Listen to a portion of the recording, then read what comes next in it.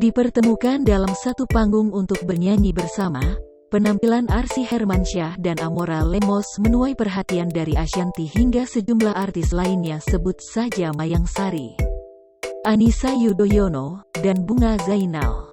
Darah seorang penyanyi yang diwarisi oleh Arsy Hermansyah dan Amora Lemos dari keluarga mereka yang berlatar belakang sebagai musisi tak dipungkiri membuat dua bocah cantik ini memiliki bakat luar biasa. Selain dekat saat momen keluarga, ternyata Arsy dan Amora juga sukses memukau para penonton akibat kekompakan mereka di atas panggung.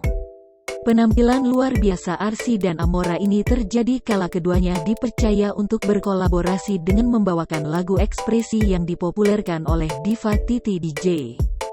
Tak hanya sukses memukau hati istri Anang Hermansyah ini, penampilan Arsy dan Amora juga berhasil menuai pujian para selebritis ternama.